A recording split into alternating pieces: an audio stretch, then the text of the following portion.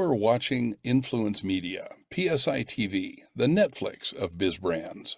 If you don't like your life, change it. That's exactly what my next guest has done. Determined to get out of a life of poverty, Kimberly Cloud entered the military and, upon completion, became an entrepreneur and a show host. Let's see if you can pick up some clues for yourself about the mindset and effort it takes to change your life trajectory. Welcome, Kimberly. Thank you, Trudy, for having me. Absolutely, absolutely. So, Kimberly, you've gotten quite a bit of press recently. I was researching you and I found articles on you in the American Reporter, New York Weekly, Massachusetts Newswire, just to name a few. Now, we met, I can't remember, a year or two ago, I can't remember, but you seem to have been pretty busy during this time. So the publications that I mentioned, all of them collectively mentioned Blue Cloud Cleaning, Genuinely Michelle Wigs, and the Kimberly Cloud Show LLC. Are you still involved in all of these enterprises? Well, Blue Cloud Cleaning Company, I had to give a rest right now. What I want to do with that company is sell it, on the market. Genuinely Michelle Wigs is out of business too, but the Kimberly Cloud Show, I decided to focus, my main focus is on the Kimberly Cloud Show LLC, because that's where I interview people about their past, present, and future. So that's where you're putting your energy right now. Correct. Okay, all right. One thing that was common in the press coverage on you was that you had a challenging start to your life, especially following the death of your mother. During that time, it seemed you joined the military. According to the press articles, you joined the military. So, Kimberly, considering your history, what would you say was a turning point? Having left the military, what was a turning point that charted your course to becoming an entrepreneur? Well, after the military, I sat up there and worked various jobs for AT&T, and then I got money back from the military. I am disabled, considered a little disabled, and I said to myself, what do I want to do with my life, and what do I want to do with the $180,000 I got back from the military? So I said, I'm gonna put $10,000 on the Blue Cloud Cleaning LLC. We moved to the Commonwealth State Mountaintop, and I had 2 employees, and I worked there for a whole solid year. No complaints, no nothing.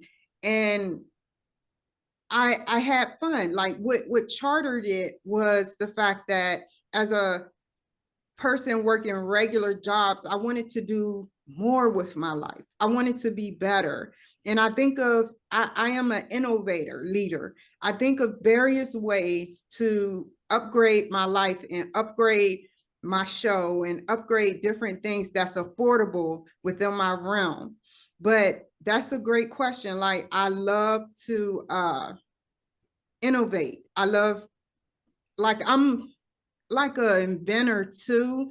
I like to put things in place, and like, for instance, I had the K-Cloud smoke detector in 2016, and they recently, it was artificial intelligence geared towards being able to detect all types of smoke, not just fire smoke, carbon monoxide. Now, what happened was it didn't go nowhere. It sat, I called, and what happened was Seattle, they're placing these devices now into the library so nobody will use in the library restroom. So I was happy that it somebody caught on to it, that it's a great idea. Little sad that it didn't take off, but yeah. So, if I understand what you just said, the idea did take off, or It did took off, but it took off with somebody else. I tried to patent it, and they said it wasn't patentable. But okay, so now that you put the idea out there, somebody else ran with it successfully. yes, Trudy. Oh, okay. Well, that's kind of sad, but at the same time, yeah, it's one of those things about being an entrepreneur. When you put the idea out into the world, there are, I have my own stories about that, girl. Let me tell you. Well, all right. So, now, Kimberly, you intend to run for city council, I believe, on the Republican ticket. And my own experience, I'm helping a local school board candidate, nothing as high as city council, but that's a very expensive adventure. So when do you plan to run for this seat?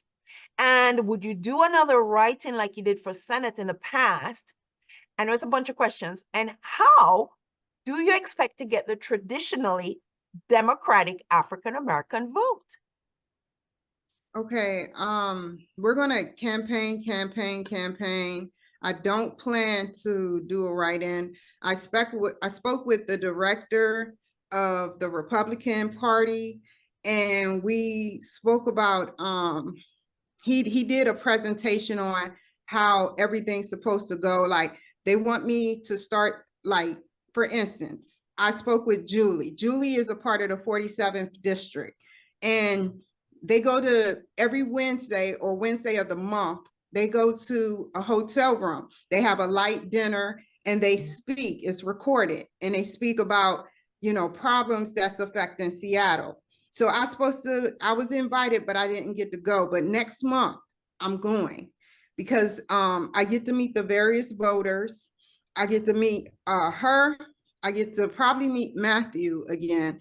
And me and Matthew is definitely going to talk by the end of this month, but I just want to get myself out there to the voters. Now, how I'm going to appeal to the Democrats, the voters, is I'm just going to tell the truth. Like, my problem with President Biden is that I believe that he uses us as pawns to, and that's how I feel. It's my opinion. It's like somebody dies and he uses us as pawns.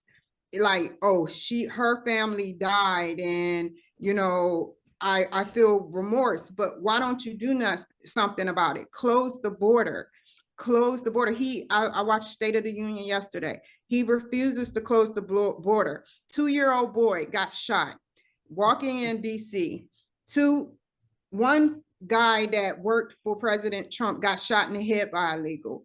One 12-year-old girl got badly beaten and strangled to death, and he threw her under the bed. Her father found her later. 2 officers, NYPD officers, got badly abused and jumped by gang members of the cartel.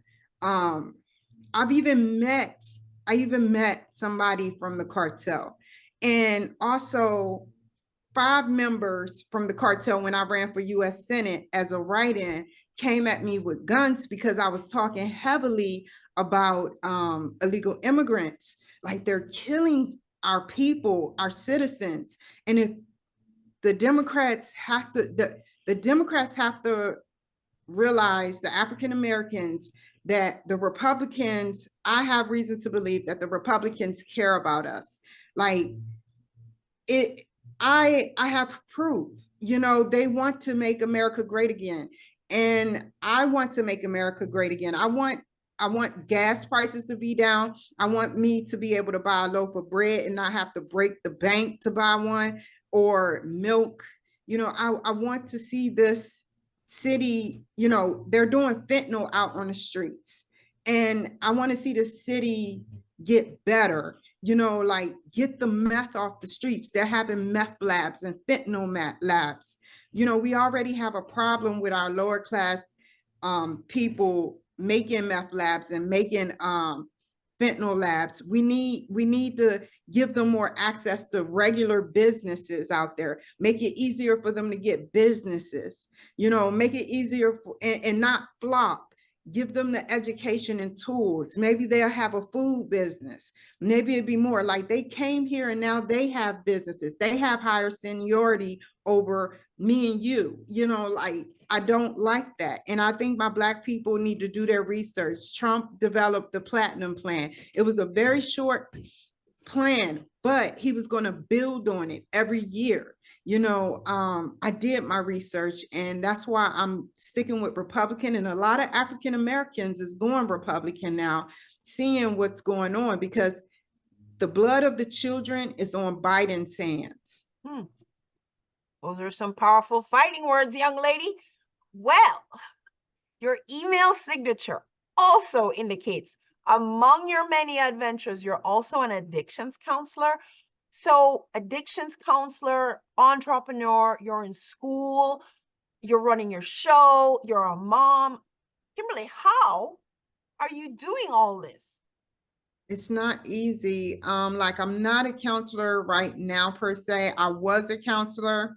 I used to counsel 50 people a month, and it was hard. I actually got fired from one of my jobs because it wasn't for me, but I have the title as addiction counselor. So I use that title. But I speak with my children when I can, and I don't want to get too close knit into that. It's not a perfect background with that, but everything I do for my kids. I put it to you like that. I want to make them proud. That's why I keep myself in the magazine, and I keep myself out there publicly so they can see that I'm not who they think I am. Like I didn't have the perfect mompreneurship life that I would like to have had. But I'll tell you this, I'll fight for my kids. I love my kids. And I just try to put myself out there, and I do what I need to do so that I can make a better life for not only myself, but the community. I want to start with the community. I want to go to the Chamber of Commerce and get acquainted with at least one of the chambers of commerce, either in Burien, Arbor, or Seattle. I want to get acquainted with them. And that's how you get acquainted with people. So, how do you define success? I define success as being a long working process. You're never actually at the finish line of success. You have to build it. I found out that putting my businesses on the back burner, putting my businesses like having genuinely Michelle Wigs turned off, and having Blue Cloud Cleaning on medium, and having Kimberly Cloud Show on high did not work for me.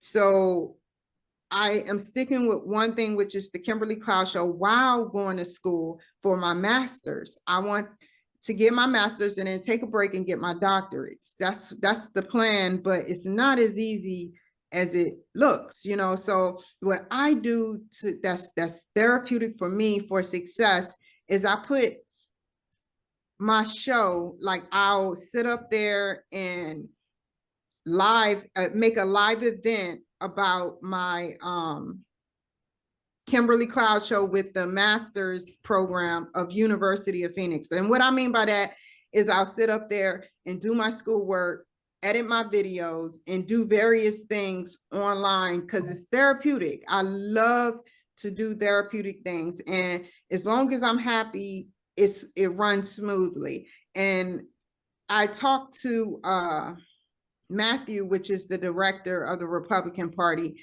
and he said basically that a lot of people have been in jail. I've been in jail. I want to throw that out there. I've been to jail, and that's why I vowed to get the meth off the streets, because somebody snuck meth into my drink, and it caused me to be aggressive. And this was at a shelter, because the shelters, and I want to clean up the shelters too. The shelters, they're doing drugs in front of their kids. They're doing various illegal activities. We need to clean up these shelters. And success is something that is an ongoing process, and it works for everybody differently. But if you put in hard work and dedication, you can get, further towards that success. Success is infinite, basically. You can never reach it, but you can get better with it as time go by. Okay, well, for me, I believe success is however we define it. And for me, I feel successful because of how I've defined success. But yes, I do agree that it is an ever growing, because when I get to this level of success, guess what? I make a new goal for myself. So in that respect, I will agree on that. So Kimberly, as women in media, let's talk about that Kimberly Cloud Show. Why did you start the show? And what kind of guests do you invite to the show? And if somebody did want to check it out, what would you tell them the show is about? I invented the show back in December 7th, 2021. And at first it was just about the wigs, and it's about the past, present, and future. And what I do, what kind of guests I had on was like I have Will Roberts come to the show. Will Roberts is a famous actor, and I have two other people. I can't remember the name. One was on Celebrity, well, one was the host of Celebrity Boot Camp. And then I had DC Glenn, famous DC Glenn from Whoop, There It Is. He was on my show like 2 years ago. And Steve, NFL player, Steve Harper. I work hard. I go to, it's a free thing. I don't, this arena is big enough for everybody. It's on podcastguestlist.com where I found those people, those famous people from, and it's on Matchmaker FM. And if you ever wanted to, see my show, check it out. I love interviewing people about their past, present, and future. That is so generic. You can get a lot out of a person by talking about their past, present, and future, and you can sit up there and like highlight their highlights. Like they may talk about their past, but they have a book. They may talk about their past, but they're entrepreneur. Let's talk about entrepreneurship. It's very generic. It guides me on which way I want to put the show, but I make sure I talk about the future of that person. Well, speaking about the future of that person, what is the future of the Kimberly Cloud Show? Well, my future is in the next 2 years to try to start having paying customers. I don't want to rush it. Everybody is different, and I just want to build my portfolio and have good people on. And then I want to make sure that like with Will Roberts in Oppenheimer, like I have to literally write down the interviews. Usually I freelance it and I speak from the mind. But this time I'm gonna start trying to write down like 10, 15 questions for a 54-minute. But the future is trying to get more exposure. The future is getting more exposure, upgrading the Kimberly Cloud Show, upgrading my editing, and keeping in contact with good people like you, Trudy. Well, if you do win city council, how are you going to handle all that?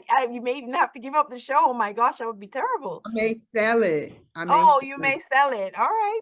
So Kimberly, is there anything else you'd like to share?